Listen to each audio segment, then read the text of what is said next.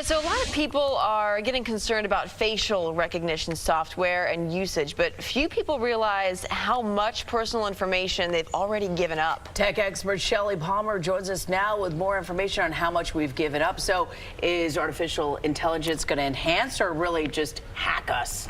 Well, wow, being hacked. So the thing is, the House Oversight Committee got all excited about facial recognition a week ago, and as you know, in San Francisco, they passed a law that says that the government can't use facial recognition, specifically law enforcement, to search people, which is a little strange if you think about it. I understand one part of the story, which is I don't want to live in a police state like George Orwell's kind of 1984, and the televiewer knows who I am. But on the other hand, if you can hang a wanted poster in the post office or send out an APB where the picture goes into every police car and is printed out, or you put a missing child's face on a milk carton, I think that's just really automation using AI, to use your point, as opposed to some kind of police state. So you're saying it's going to enhance our life? Well, what I'm saying is it's no worse than what's already happening. And what's already happening, I think most people don't understand.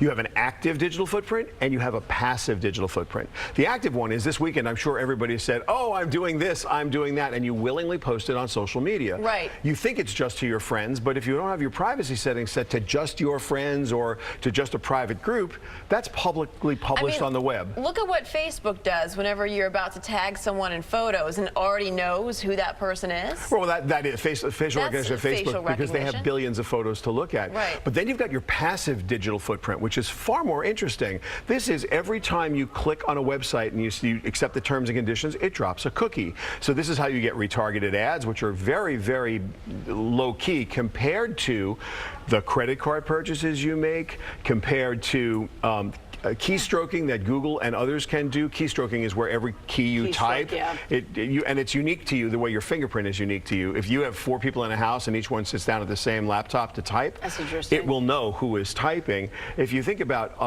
your mobile device, it knows where you are all the time. So the location services are sold by the various people who collect it so that they know where you're going. So if you're anonymous to Facebook, you're anonymous to Google IDs, you're anonymous to Facebook IDs. That's true. Those are very good actors, Google and Facebook. But if a phone sits in one place 50% of the day during the day and another place 50% of the night, even though you don't know who owns that phone, you know where that phone is, and you can reverse append the address because that's legal. So I can complete an entire profile as a third party, not with the IDs that are anonymous, but just looking at the location of the devices. That's already legal and it's already happening. What is facial recognition? Is there traction on the government level in terms of what other states are doing? Well, is this gaining traction? I think there's such a giant misunderstanding of what it is to create a profile, and I think people so misunderstand. San Francisco, which is the center of technological expertise in our country, they've outlawed it for law enforcement and made it legal for private citizens and private businesses. I think the rest of the government, who are all kind of getting very focused on social media and data privacy, I think we can expect a lot more scrutiny for all of this. But facial recognition is easy for people to understand. They're scared of it, and they probably should be. Joe Tui, one of the reporters here at Fox 5, did a whole thing on deep fakes. Which was very, we did a deep dive into it. That basically was incredibly crazy. Yeah, I mean, look at this. So for people, that's right. For people who don't understand deep fakes, this is AI being able to mimic a person and their voice so perfectly you cannot tell that it is fake. So there is going to come a time, I would say in the next 36 months or sooner, where you'll get an Instagram filter that will, and you already have Instagram filters that kind of take you there, but imagine if I could put on my Suki or my Jennifer deepfake and I could sit here and just say something and it would look like you were doing it directly to camera. And when that happens, you will not know the truth from fiction.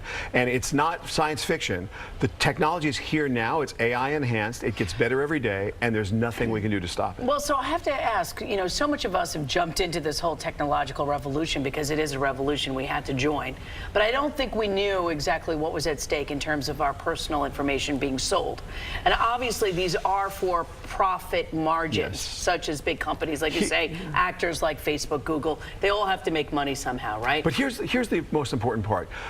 The marginal value of my data to me, I wouldn't even take enough time do all the privacy parts of like if you gave me one central place to control my whole world and said I'll get paid for it, no amount of money could anyone pay me that would be valuable to them. But when Facebook aggregates 2 billion people, they're able to sell advertising. And so the profile thing only gets scary when we didn't know, Sukanya. You're right, we didn't know. The thing only gets scary when someone uses it for bad purposes. Well, which we've seen time and time again, not in terms of Facebook, but you know, it depends on who you're talking to in regards to Facebook, but we've seen people use it for bad. I think that's that skepticism with most Americans, because we do love our civil liberties. We do love our rights for privacy. I agree, but I would press you to tell me who's been hurt by data privacy issues. Like you say, people who've been hacked, people who've had their identities stolen, identity theft. If you're targeted by a criminal, you're going to be targeted by a criminal.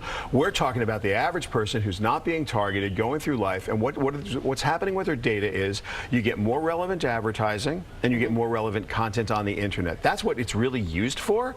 And to say, well, we have to stop everybody enjoying the internet and having relevant info because somebody might get hacked. People are going to get hacked no matter what. So the odds are there. Yes. The odds are there for good and for evil. And for bad. Thank you, Shelly. All righty.